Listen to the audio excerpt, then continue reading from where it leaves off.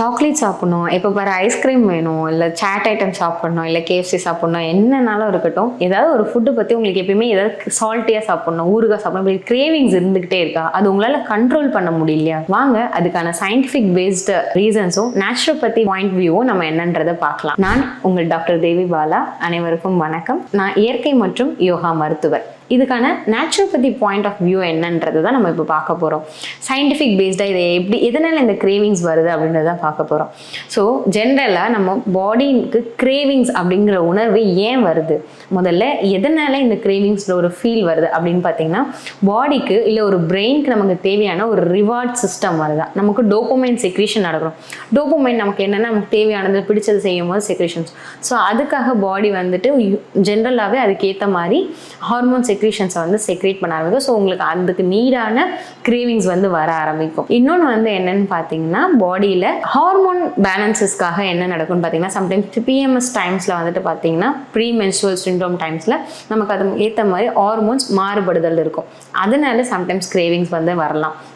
So இந்த மாதிரி nutrient டெஃபிஷியன்சினாலேயுமே நமக்கு வந்து என்னென்னு பார்த்தீங்கன்னா கிரேவிங்ஸ் வந்து வரலாம். இந்த கிரேவிங்ஸ் ஏன் வருது, என்னென்ன கிரேவிங்ஸ் வந்தால் நமக்கு என்னென்ன மாதிரியான பாடி நீட் சொல்லுது, என்னென்ன சிக்னலை அது கன்வே பண்ணுது.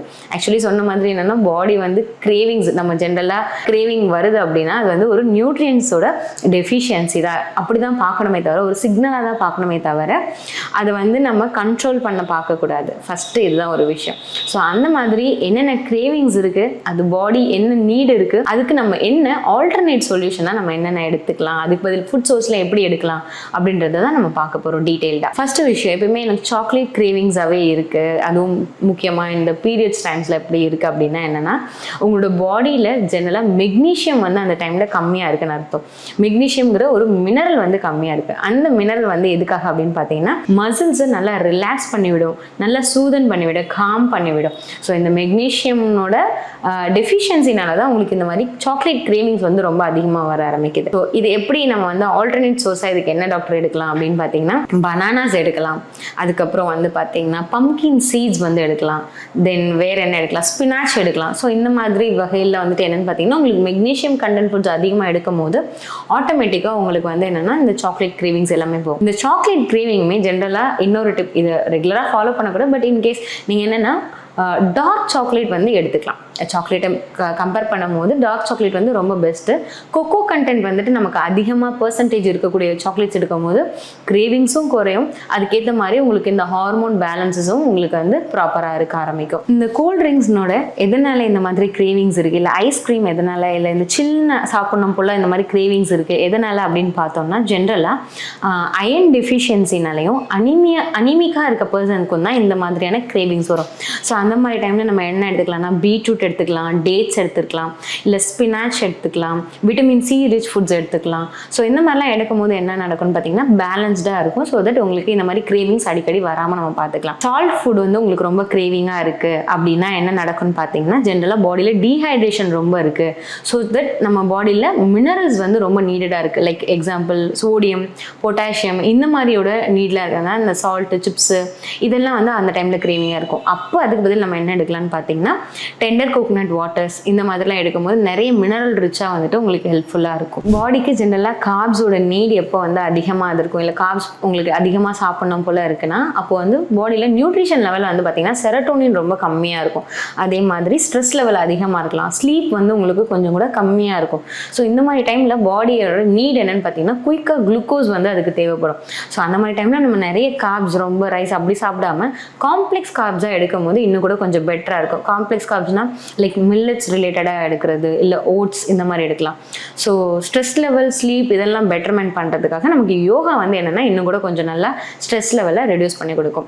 அதுக்கப்புறம் சோர் டேஸ்ட் வந்து உங்களுக்கு ரொம்ப பிடிக்குது, இல்லை அந்த மாதிரி கிரேவிங்ஸ் இருக்குது, இல்லை பிக்கிள்ஸ் கிரேவிங்ஸ் இருக்குது அப்படின்னா என்னென்னா, ஜென்ரலாக பாடிக்கு வந்து என்னென்னா ஒரு மாதிரி ஃபர்மெண்டட் ஃபுட்ஸ் மேலே கொஞ்சம் கூட தேவையான கிரேவிங்ஸ் அதிகமாக இருக்குது. ஸோ அப்போ அந்த மாதிரி டைமில் என்ன பண்ணலாம்னா, இட்லி, தோசை இந்த மாதிரி அதுவும் குட் வேயான ஹெல்தியான ஒரு ஃபர்மெண்டட் ஃபுட் எடுக்கலாம், நீர் ஆகாரம். இந்த மாதிரி பண்ணும்போது நம்ம கட்டில் இருக்கக்கூடிய மைக்ரோபயம் வந்து உங்களுக்கு பெட்டராக டெவலப் ஆகிறதுக்கு ஹெல்ப் பண்ணும். அடுத்து வந்து என்னன்னு பார்த்தீங்கன்னா, ரெட் மீட் கிரேவிங் இருக்குது, இல்லை ஏதாச்சும் இந்த மாதிரி பிரியாணி இந்த மாதிரி ரெட் மீட் கிரேவிங்காக இருக்குன்னா அது எப்போ இருக்குன்னு பார்த்தீங்கன்னா, ஜென்ரலாக அயனும் B12 டெஃபிஷியன்சி இல்லை நியூட்ரியன்ட் இதில் லெவலில் லேக் ஆகும்போது தான் இந்த ரெட் மீட் கிரேவிங் வந்து இருக்கும். அப்போ என்ன டாக்டர் பண்ணுறது அப்படின்னு வந்து பார்த்தீங்கன்னா, இந்த லெக்யூம்ஸு, ஸ்பினாச்சு இதோட சேர்ந்து காம்பினேஷனாக என்ன எடுக்கணும்னா, இப்போ ஒரு கீரை ஏதாவது வகைகள் செய்கிறோன்னா அதில் வந்து கொஞ்சம் கூட லெமனை நம்ம ஸ்பினாச்சோட ஸ்குவீஸ் பண்ணி விடும் போது அயனும் விட்டமின் சி இருக்கும்போது அப்சார்ப்ஷன் இன்னும் கூட கொஞ்சம் பெட்டராக இருக்கும். ஸோ தட் நமக்கு எந்த மாதிரி கிரேவிங்ஸ் வராமல் நம்ம பெட்டராக பார்த்துக்க முடியும். இந்த மாதிரி பல்வேறு கிரேவிங்ஸ் இருக்குது. ஸோ ஒரு கிரேவிங்கான ஒரு நீட் பாடி வந்து சிக்னல் மூலயமா நமக்கு சொல்லுது இந்த மாதிரியான நியூட்ரியன்ட் வந்து எனக்கு லேகாக இருக்குது அப்படின்னு. ஸோ அதை நம்ம ப்ராப்பராக எடுத்துக்கணும். அந்த ப்ராப்பராக எடுக்கிறது ஹெல்தி டயட்டாக இருந்ததுன்னா இன்னும் கூட பெட்டர். அதுக்கான சொல்யூஷன்ஸ் தான் நம்ம இப்போ பார்த்தோம். இப்போ நேச்சுரோபதி அண்ட் யோகா வேலை என்ன பண்ணால் இது பெட்டராக இருக்கும்னா, மஸ்ட் விஷயம் பாடி ப்ராப்பரான ஃபிசிக்கல் ஆக்டிவிட்டியில் இருக்கும் போது ஹார்மோன் பேலன்சஸ் எல்லாம் ரெகுலர் ஆக ஆரம்பிச்சிடும். ஸோ தட் நியூட்ரியன் டெஃபிஷியன்சிஸ்க்காக டயட் வந்து கொஞ்சம் கூட ப்ராப்பராக உங்களோட டயட்டில் நட்ஸு, சீட்ஸு இந்த மாதிரி ரெகுலராக டேட்ஸு, கொஞ்சம் கூட க்ரீன் லீஃபி வெஜிடபிள்ஸ் இதெல்லாம் நீங்கள் ரெகுலராக எடுத்துகிட்டு வரும்போது இன்னும் கூட பெட்டராக இருக்கும். அதர் விஷயம் மைண்ட்ஃபுல் ஈட்டிங்.